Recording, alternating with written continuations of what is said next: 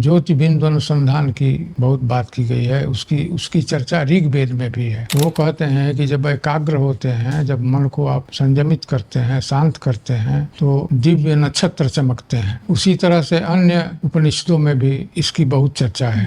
मंत्र है कि अंतः शरीरे ज्योतिर्मयो ही शुभ्रो यह पश्यति यतः क्षीण दोषा। वो कहने का मतलब है कि भीतर आपके ध्यान में एक शुभ्र ज्योति दिखाई देगी, उजली ज्योति दिखाई देगी, तब जबकि आपका मन पवित्र हो और आप ध्यान कर रहे हो। उसी तरह से एक उपनिषद में लिखा हुआ है कि निहार खद्योत स्फटिक शशीनाम। अब यहाँ देखिए, ये बोल रहे हैं कि ध्यान में आपको निहार की तरह, निहारिका की तरह, खद्योत की तरह, जैसे चमचम चमकता है उसके तरह, चांद की तरह दिखाई देगा। वो क्या चीज है? एतानि रूपानि ब्राह्मणी अभिव्यक्त कराने जोगे। वो कह रहा है कि इस रूप में आपके अंदर, जो आत्मा के अंदर ब्रह्म तत्व बैठा हुआ है, अपने को अभिव्यक्त कर रहा है। और बहुत सारे उपनिषदों में इसकी चर्चा है। और इसका सबसे बड़ा इम्पोर्टेंस ये है कि नाद अनुसंधान में, जैसे कि कई साउंड होते हैं, तो उसमें स्वामी शिवानंद जी कहते हैं कि दाहिने कान का साउंड सुनिए। कोई को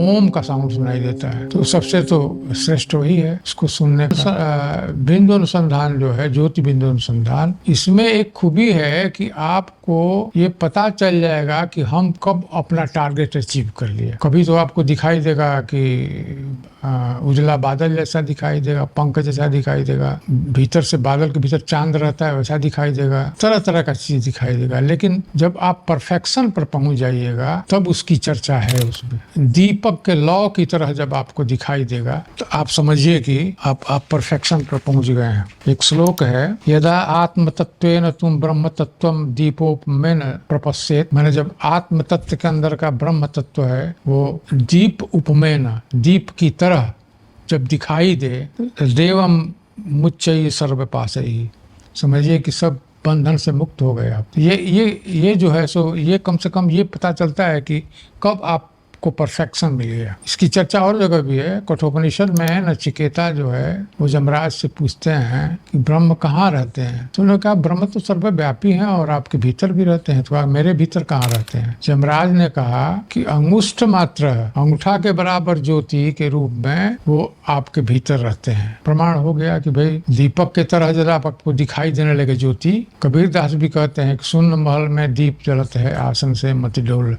रे तो पिया मिलेंगे। प्रकाश दिखाई देने वाला, ये थोड़ी साधना करनी पड़ती है, सीटिंग लगा के बैठना पड़ता है। नाद अनुसंधान में क्या है कि आपका दिमाग शांत है तो चलते फिरते भी आप कर सकते हैं, चाहे आराम से लेटे हुए भी कर सकते हैं। हाँ, अगर लेट के करते हैं तो नींद आ जाएगी, तो एक ठो इंसोम्निया का सोल्यूशन भी है। ध्यान लगाना पड़ता है। ध्यान में कुछ करना नहीं है, जो आपको अंधकार दिखाई दे रहा है बस उसको देखते रहिए। उसमें कुछ उपनिषद ने सतर्क भी किया है। उनका कहना है कि मनोनुकूले न तो चक्षु पीड़ने, मैंने आराम से कीजिए, आंख पर बहुत जोर मत लगाइए, आप बहुत एम्बिशन मत कीजिए और दिखाई दे दे, जल्दी दिखाई दे दे, ऐसे कुछ नहीं। आप जब ध्यान पर ध्यान रखते हैं अंधकार पर जो सामने है, तो योग तो वही हो गया, चित्त वृत्ति शांत हो गई। आप वही करते रहिए, दिखाई देना होगा तो दिखाई देगा।